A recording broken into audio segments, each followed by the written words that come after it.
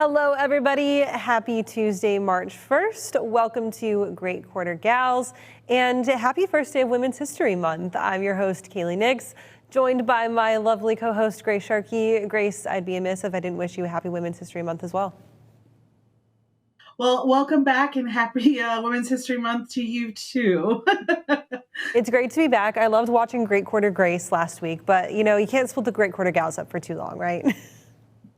No, definitely not. And it was a lot of work, I will say. So I enjoyed splitting the work with you, if not the time. So you have this beautiful tan though, and that's a little frustrating too. You So know, it rained the entire time I was gone in Chattanooga. So coming back to a little bit of sunshine after being in the sun for 7 days was just absolutely great. But we're back now.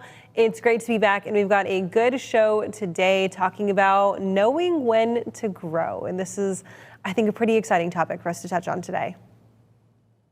Oh, definitely. And especially we move into Women's History Month. I think this is one of the biggest areas and concerns with most women in business, not just our industry, but I'd say across the board. So perfect topic for us to dive into. Absolutely. I think when we talk a lot about female presence in business as well, part of the struggle of knowing when to grow is how do I ask myself for growth, or how do I ask my managers, my superiors for growth, whether that's in my job description or my responsibilities or my salary expectations. How do you know when to talk to them about this, or even how to ask, or what you should be asking for? And it takes strong female leadership, like some of the people that we're going to be talking about into today, to really provide that example for maybe women who are just starting out in the industry or who aren't super sure, for them to be able to stand up and say, you know what, they did it, so I can do it too. Exactly. And I think there's a lot of fun tips we'll learn from these individuals. Some even how to apply this into freight tech and growing and scaling businesses. So, yeah, we're going to dive all into it today. That's for sure. Let's do it. So I think during each week of Women's History Month, we're going to kind of feature an awesome woman in freight history or someone who's making waves right now. And today we're going to feature Kendra Tucker, who is the newly crowned CEO of truckstop.com. She'll take over duties officially on April 1st. And Kendra is someone that I've watched through my year and a half in the industry now, and watched what she's done at Truckstop, which of course we know is an invaluable resource to the freight industry, and watched her grow from joining the company as Chief Revenue Officer to now CEO in less than a span of 2 years. And seeing a woman make that jump is super, super inspiring. And she has a lot to say when it comes about her personal growth, as well as what now her goals are for growing Truckstop as a company. Yeah. And, what I'm really excited to see from her growth is just how she's able to scale this business and really get everyone on board at truckstop.com on moving the business forward. With Kendra's past history, a lot of it has been involved more in the investment side of things. So it's hard culture-wise to come in from that level and say, hey, this is where I think we should grow this company. This is where I think we should invest time. This is where we need to cut certain projects, and maybe this is where we just need to cut a whole piece off in total. So it's going to be fun to see, I think, the next year or two, what she's able to do. I think, honestly, I was really excited to see this news. It's news I was hoping to kind of see soon. And being a user of different types of services, truckstack.com has really been a great asset, I think, moving originally back when it first started this industry into some type of technological revolution. But unfortunately, I think it has been skipped in certain areas when it comes to features. And if you guys read the really incredible article by John Kingston on freightways.com, he dives into this and to a couple of areas that even Kendra knows and highlights are issues and areas that need to be fixed, need to be solved. One big great thing when you look at freight tech revolutionaries, or even tech revolutionaries in general, is it's never about being perfect. It's always about making sure that you're the first to the table with a certain product. I think that there's a lot of areas where Truckstop is a little behind on those offerings. She brings up a little bit of the factoring pieces not being fully integrated, a lot of their RMIS not being fully integrated. It's sad to see that hasn't happened yet. But what's really great to see is that she's on board with it, and she knows that it needs to move forward and move forward quickly. The one specific area that honestly made me breathe for the how Truck Stop is going to grow is she brings up this topic of hot shots. And Mhm. as a user of the system, it's it's not very well integrated into transportation management systems and other systems that you would use to post loads or to work on the load board as a broker. It's not integrated well for those type of loads. A lot of times what you would do is you'd either post them as like a partial as a flatbed or a partial as a van, and then you would also do hot shots. But a lot of times the hot shots were actually like the flatbed type of hot shots, not a short truck, right? So it's the fact that someone in her role already understands that problem is just, it's very captivating and very, very eye opening to see what she's going to solve. And I just think they're going to have a really tremendous couple of years of catch up. And I'm excited to see them grow and see how she handles it in general. And the last thing that I'll say about this is that it was interesting to note that in the article that she said the really big space for growth is in that integration space. Truckstop.com has made several acquisitions. They've got several different pieces that are kind of fragmented in the industry. And she said that her goal is to get all of those integrated together. And despite that fragmentation, Truckstop.com has been a profitable company every year that it's existed and has seen several years of double-digit growth. So for her to pinpoint that issue of fragmentation as being the space where they have to grow, but still be seeing profits every single year is just icing on the cake. Great job, and excited to see where she's going to take the leadership. Definitely. They've got carriers trust. I will say that. They've got all the necessary data and integrations and acquisitions in front of them that they've already done. I think it's just about putting in action. And she seems like the type of individual that's going to make that happen. So, of course, this is Great Quarter Gals, so we feature all of our amazing women in freight, and we want to touch on a little bit of a report from Gartner Research, who just came out with a statistic and a survey saying that women now make up 41% of the supply chain workforce, which is a growth of about 2% from 2020. So positive in direction. We'd love to see more numbers.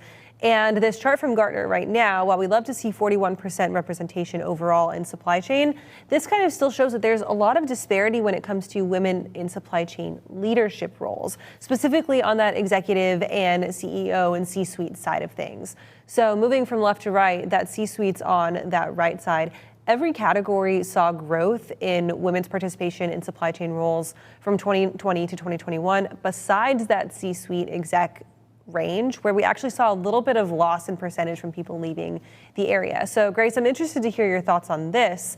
Obviously, we've got more women entering the industry, more women taking on these challenging roles, but a lot of women entering at the entry level or mid-level management.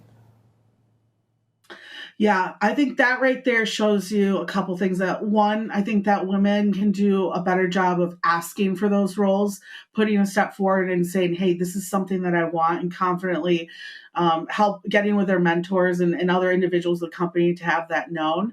Two, it needs to be a pull from the other side. Now, I fortunately grew up with a overly loud, spontaneous mother who wants something, she gets it done, and trust me, you're going to hear about it. Not everyone is raised. Yeah, that's how it makes sense, right? That's not how everyone is raised, and I think that's something I've learned in my leadership is that, and this can go even male, female, that a lot of times when you're not raised in households that, you know, have pushed themselves into those executive roles, who know how to ask for these roles or know what it takes to get these roles, people just don't ask for it. They don't think that they deserve them. So I think really we need to see a lot of those executives sit in these rooms and say, you know what? This person has done an incredible job. It's a huge investment for this company. We need to see her get promoted up to this level and tell her that, give her that feedback. You know, we always talk about how do you give negative feedback in a positive way. Well, sometimes I think people really lack giving positive feedback and making sure that people know that they're doing really good at a job. So this is, when I read this, I wasn't surprised by it. I think this is something you probably see common across all industries. So in this Gartner survey, over half the respondents said that they struggle the most with keeping women in their roles who are at this mid-career level space. And I totally get that. You've settled into a role. Maybe you've gotten 1 promotion, 2 promotions, maybe a handful of raises, maybe you're managing a small team, but you're sitting there and you're wondering, why aren't I doing more? Or where can I do more? Where are my opportunities for growth? And instead of seeing those opportunities where you're at and looking at the green grass that you've sowed underneath your feet, then you start looking for outside opportunities, right? I find myself doing this, especially as someone who's still pretty early in my career when I look at it and I'm like, oh, I'm barely 4 years out of college, still in this early career phase. And I think it is hard as women for us who are pushed all the time to always be improving and always be looking for the next best thing and make yourself better, to enjoy kind of the fruits of our labor where we're at. And so I think that it was interesting that Gartner brought up that point, that the retention for women in their mid-career spots is a very hard point for these employers. What do you think that employers could do to kind of make it more attractive to keep those mid-career level women in the spots that they're in, whether that's providing that positive feedback like you said, or maybe showing them the growth opportunities that they have right at home? I think one huge area is just showing them other ways to provide value, whether it's through mentorship, right? Like giving them mentors that are entry level employees that are looking to be in the role that they're in.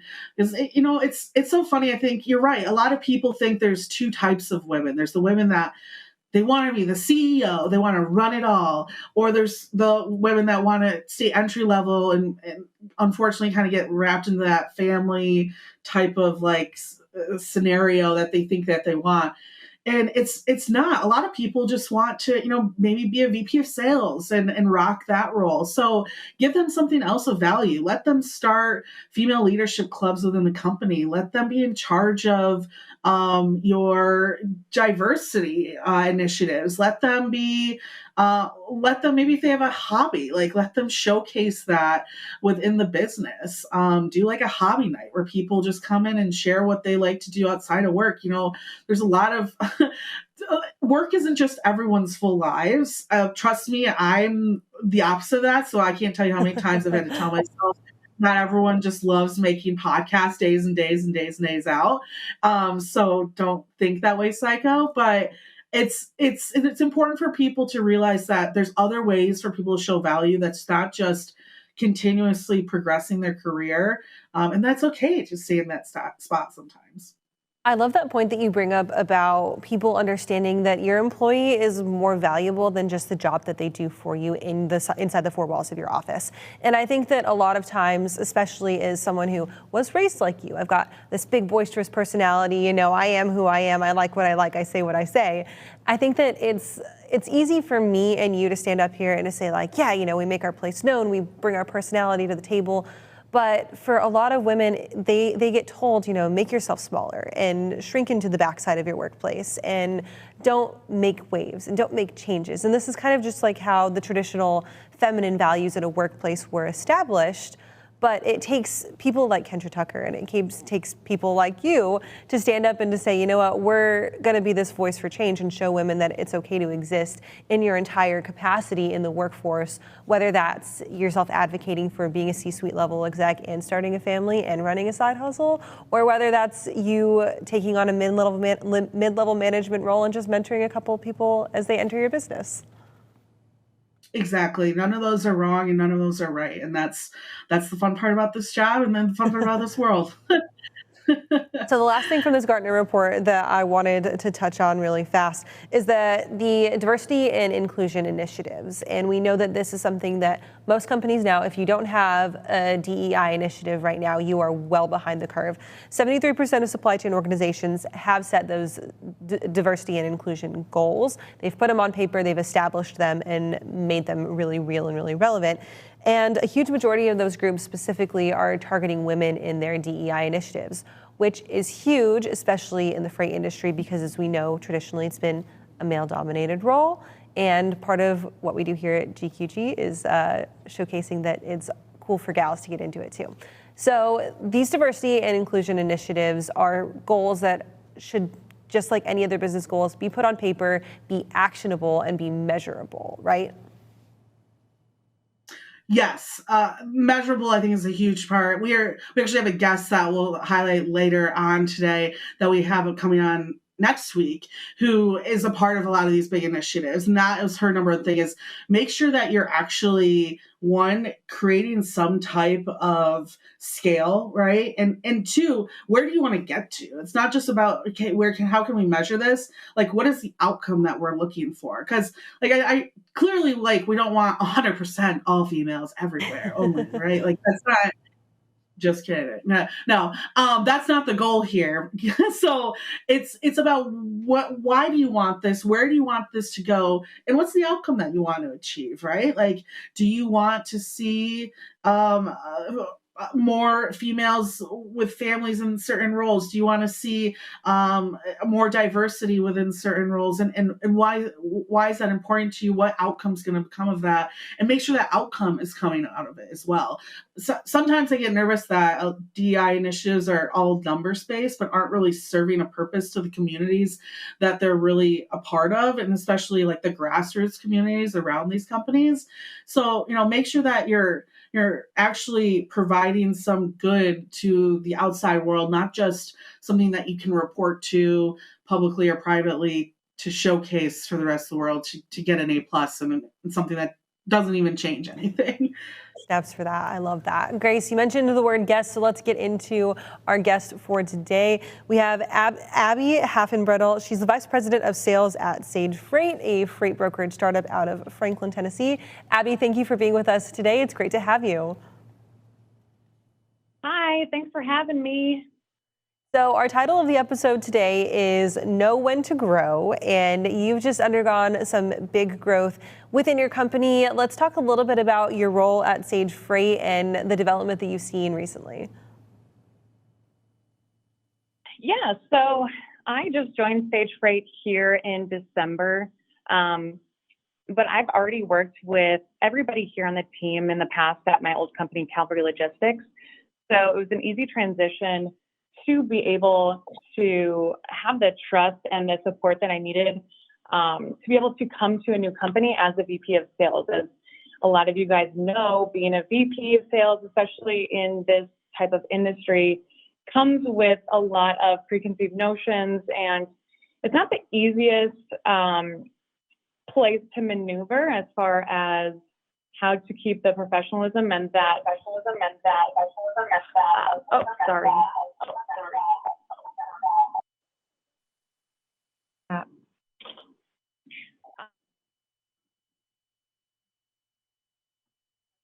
And that drive consistent with the industry. So I have definitely noticed a lot more female joining the logistics. Oh, we're getting a little bit of that.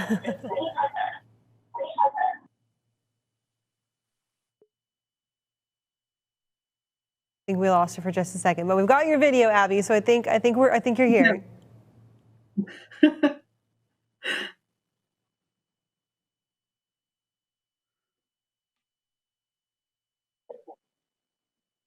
All right, let's see. We got technical difficulties going today. It's fine. It totally happens. Abby, are you there? Can we hear you?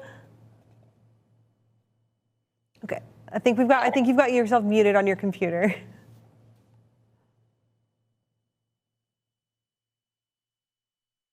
We still can't hear Abby, but that's okay. It's no. There we go. We got it. We're good. You got me? Okay. Yes. Jeez. Okay. All right. So video and mic, we're good. Video and mic, we're good. We're good. So thank you for working with us through those technical difficulties. And as we were talking about, professionalism in this area, obviously things like this require our professionalism as well. So we're glad to finally have you on. And let's chat just a little bit like what we were talking about. You made this leap from director to VP, and those comes with challenges, and it comes with a brand new title, which takes a lot out of you. So let's talk a little bit about that leap. Yeah, I truly believe that everything happens for a reason. And although it didn't work out at the previous company I was with as a director, I learned a lot from the experiences that I went through and how to keep that professional nature when you're going through potentially tough challenges. Going from director to VP, the titles don't mean a ton to me, to be completely honest. I think as long as you are just giving everything you can and making sure that you give the company the name that you want it to be shown as, then I think the VP title doesn't necessarily matter. I do get a lot of people in the industry that say, "Oh, you're a VP, fancy, you got a new fancy title." And it's nothing like that. It's the same thing, just making sure that we're a company of character and that I'm representing Sage Freight, that I would like them to be seen to others. So let's dive into sales in general. You've been in sales since 2016. We've talked a lot about this. Sales in this industry is very interesting. There's different ways to go about that. There's different outcomes. There's different ways that you can train individuals to go into it. What is it like now in sales within freight? Is it even possible to get away with a, "Hi, I'm so-and-so calling from this," or is it completely different now that technology is infused so much into this industry? Yeah, as well, when it comes to face-to-face meetings, those are very few and far between. I will say I've been on a couple trips so far this year, and majority of those meetings end up being in a coffee shop, or I've even gone to breakfast. And, obviously with COVID and everything going on, most meetings will take place over Zoom. And when they do take place, I've noticed that a lot of the time the customers aren't necessarily even concerned about talking business. They're more, I would say more, they're wanting a personal relationship more than ever. So they really want to know who you are as a person and who do you represent as far as your beliefs and values. And then maybe, you might talk business a little bit, but it's definitely night and day from when I started in sales, where you make 100 voicemails and you send 100 emails just trying to get a response. Now it's a little more of, all right, we'll have a conversation. Let's first figure out what shared beliefs and values we might have, and if our companies make sense to work together, and then we'll go from there. And then on top of that, I'll say, just to be able to get if someone open the email or open their phone, you have to be a little bit more creative. So we here have tried to do, as you may see, some videos. We've tried to make it fun. We try to make it look like we're having fun at work, because we are, and we want companies that want to work with us because of the fun we're having, and that we have a good culture, and hopefully companies will be a little more likely to want to have a conversation because of that. So that personal touch is something that I think sales has kind of gone through this evolution, right? If you think about the good old days of traveling salesmen, they had to be good looking and personable and shake hands, and it was all about the dinner meeting and being well dressed. And then we went through this kind of stressful transition where sales was all about hit the phones, hit the emails, hit the numbers, sell, right? And if COVID taught us one thing, it's that this personal connection is more valuable, I think, than it ever has been before. But it's gone from almost the caricature version of it to, no, we want to know that there's truly genuine human interaction behind the business that we're doing. Because at the end of the day, the money that we do and the business that we do impacts people's lives. And it's not just a dollar sign in a bank account, and it's not just a dollar sign on an invoice that you sign off of, right? So let's talk a little bit about your relationship building with your customers then, using that idea behind sales now, and how that can help strengthen relationships both on a shipper side and on a carrier side as a broker.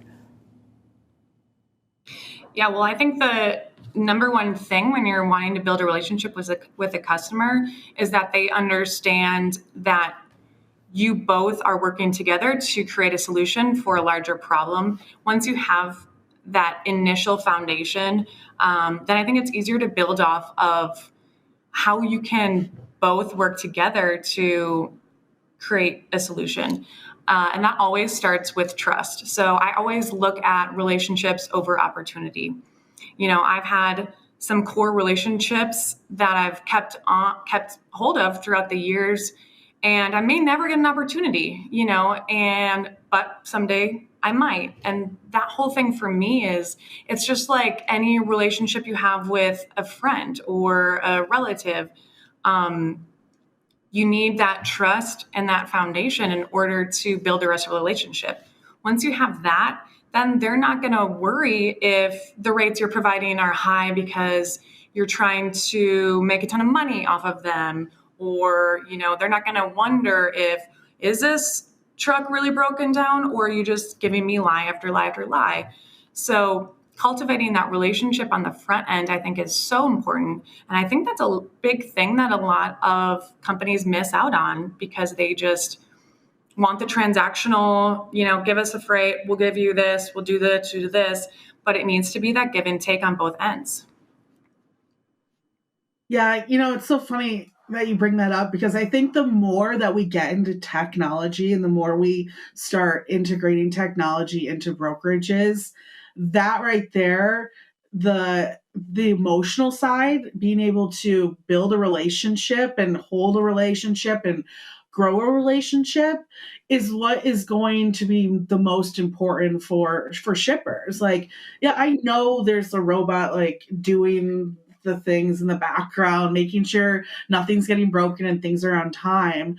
But when you're my logistics provider, I want you to be almost a twin of me and know who the person is behind the phone. So, when I do write about tech, it's good to see that companies are implementing the human somewhere in that, because that can't go away.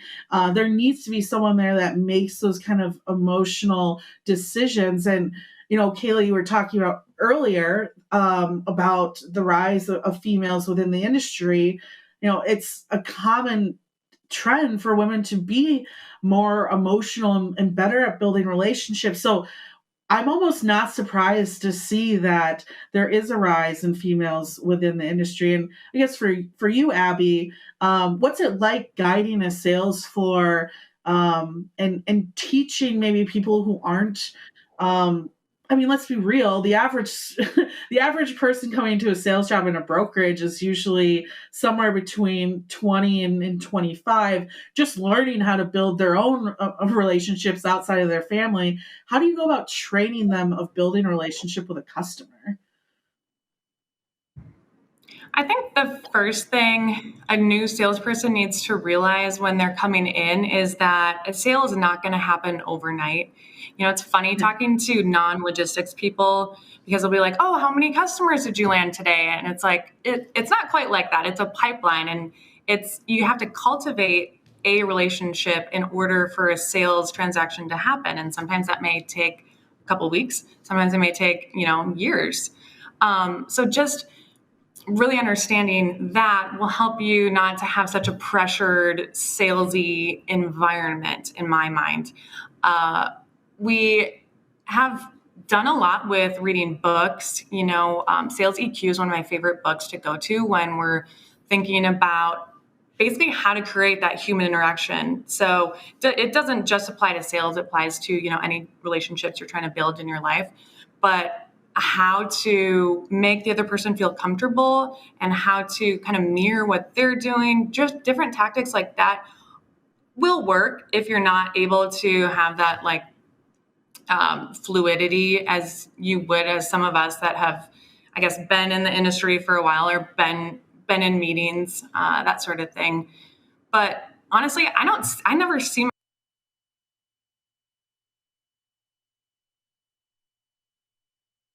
I think we lost her again. Oh no. Oh no, I think that we lost Abby for good for this one.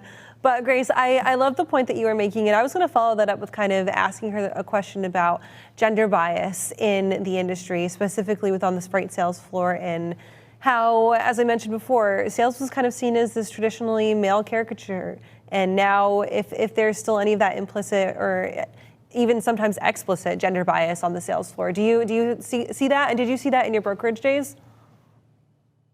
Yes. Bluntly, yes. And I think most women, and honestly, most men would say yes. It's it's funny because you start growing a culture of women that it's you're saying, and you're like my mom, you're like my work sister, stuff like that. But I will say is that a lot of times what you start to see happen is a lot of these women take really strong operational roles. And what happens is, and that's why I wanted to bring up the emotional side of things, is a relationship is not just about communicating good, but communicating bad. And so a lot of times what you'd find is that when something went wrong, a lot of the times men will kind of, they don't really push it, but they ask for help from the women around them of how to communicate that problem to their customer, how to get past that hurdle. Because it's just something that is not as developed in a lot of the ages that these people are taking these roles. So that's something I think I was going to touch on is like, it's that EQ is so important because you need to make sure that you can provide a customer not just a good experience in good times, but a good experience in bad times. And guess what? No customer cares if it delivered on time. That was the point of your job. Like that good. That was like what I hired you to do. But they want, where you really win on service is when things go wrong and you handle it strong and you admit the faults where faults are and you move on and you explain the path of moving forward. And that is a lot more than just trying to teach someone always be closing, right? Right. So I think we're going to see more women in these roles. I think when we talked earlier about what are the outcomes that you want to see as you start these DEI initiatives, one is, how long are you retaining customers? Because I guarantee that's probably one thing you're going to see is longer relationships, longer and probably as the customer is with you longer, more business is sent to you, right? So I'm really excited to see surveys like Gartner 10 years from now, especially through technology, because the human aspect, the robot's not going to have the emotion behind it. That's where we're going to come in. And so, yeah, go ladies. We're just emotional wrecks. I would call us emotional wrecks. But Abby, okay, we've got Abby back. And so Abby, I'm going to ask you this question that I just asked Grace, because we were hitting on getting into the emotions of sales and using, obviously, emotional appeal is a sales tactic just as much as it's a journalism tactic and a tactic for media consumption as well. But I wanted to ask your opinions on gender bias in the industry right now, and if you still see in either implicit or explicit gender bias when it comes to the standard for what a broker should be, or the standard for what a good salesperson should be. Is there a bias that tends to fall on the spectrum more of being the hard, cold, emotional side of what is traditionally thought as masculine tendencies, or as being the soft, welcome, emotional side of what are traditionally thought of as feminine tendencies? I will say, I think we're making leaps and bounds. I do think we're still very far in the past as far as how our industry as a whole is and how masculine we are. Yeah. I would say a lot of the males I have interacted with, not necessarily worked with, because these guys are all great, but a lot of the males do, emotions scare them, and vulnerability and having empathy, and that is not necessarily always their go-to. And so they want to, a lot of the male masculine energies are still very prevalent in our industry, and especially when it comes to ego. And I say that because I was just at Food Shippers, and you put 1,400 people, primarily males, in a room together, then give them a couple drinks, and holy cow, yeah, you can. It's very masculine. Let's just say that. If it makes you feel better, Abby, I give the exact same.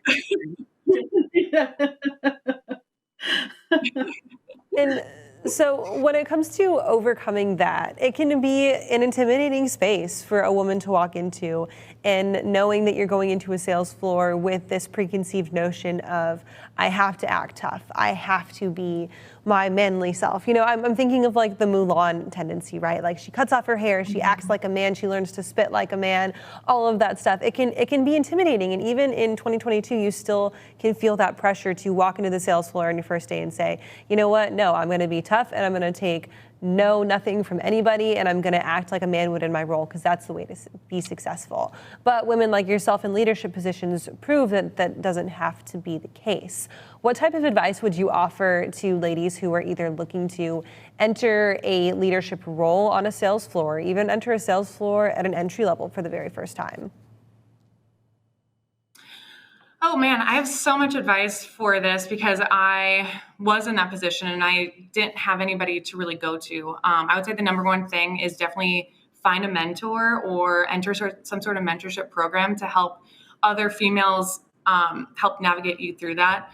The second, I would say stick to your guns and don't falter on your core values and core beliefs, because I do know a lot of the females in our industry get a bad reputation and their perception is not great because of whatever, you know, how they may come off to other men. And unfortunately, as women, that's one thing we have to be very, very careful about, is how we are coming off to other people. So also I would say make sure that you stay connected, stay relevant.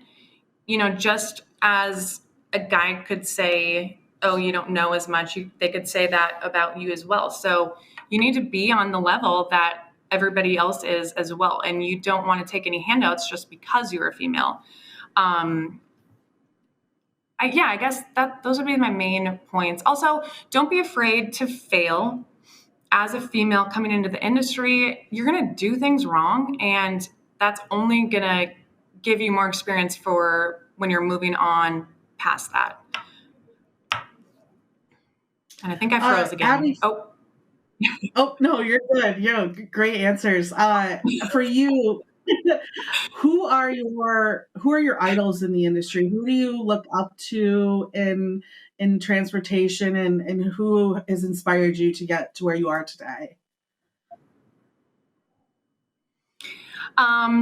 You know, obviously you guys are huge. Anybody on FreightWaves, anybody that's really putting out a lot of content on LinkedIn, you know, Matt Gaines, we're all friends of hers, just strong female leaders. But I will say my last job, the owner asked me, what do you want to be when you grow up, basically? And I said, I want to be the next Shelly Simpson. And that's because I see her as me eventually. I feel like she's one of the most respected women in our industry. And she got that way by standing her ground and not letting, men sway her one way or the other, and knowing her stuff. I almost said swear word. And knowing her stuff. So I'm actually in the process of hopefully getting her as my mentor, fingers crossed. But yeah, like I said, it's just we have to support each other and we have to be strong. And I think the more we see other people speak out and just drop some knowledge, as Grace likes to call it, I think the more women will want to get involved in our industry and feel comfortable going into a role such as VP of sales. Shelly Simpson is one of the ladies that is like on our bucket list of guests. So if she's watching this, Shelly, come give Abby a mentorship. Come talk to us on Great Corner Gals. We'll make it a big old thing.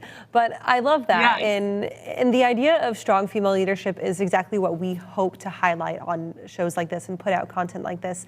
Because you're looking at the gal who's coming out of college for the first time with a supply chain management degree in one hand and a job offer in the other, and saying, oh my God, who can teach me this? And it's people like you in the industry. It's people like Shelly. It's people like Grace, who are putting themselves out there and saying, you know what, I'm afraid to do this, but I'm going to do it anyways. So kudos to that.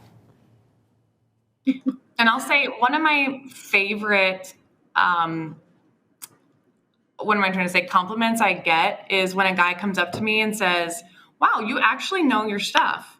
I love that. I love being a person that people don't expect me to know anything, because it's like, yeah, I do. Isn't that funny? Isn't that funny? That I know works. just as much as you do. Yeah.